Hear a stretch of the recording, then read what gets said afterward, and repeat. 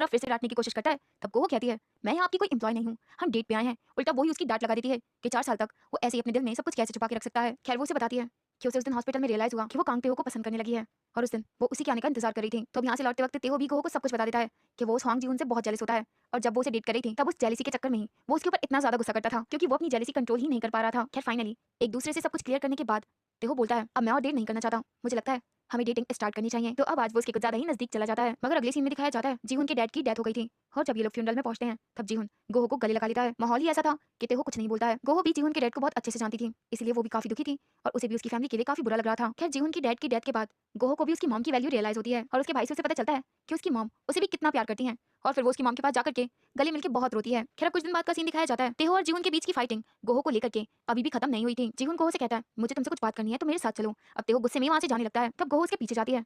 तेहो से कहता है, क्या तुम क्लियरली उससे मना नहीं कर सकती थी? तब गोहो कहती है, तो आप भी उसे सब कुछ क्लियर बता सकते थे, मगर आपने उसके सामने कुछ क्यों नहीं कहा? दोनों के बीच में छोटा सा झगड़ा हो जाता है। खैर अब यहाँ से तेहो सीधे डायरेक्टर चोई के पास जाता है और कहता है, मुझे गोहो मेरी टीम में वापस चाहिए, वरना आप देख लीजिए मैं यहाँ काम ही नहीं करूंगा। और अब इसके बाद वो सीधे गोहो के घर पहुंचता है, मगर देखता है वहाँ पे जीहुन ऑलरेडी मौजूद था और उसने गोहो का हाथ पकड़ा हुआ था।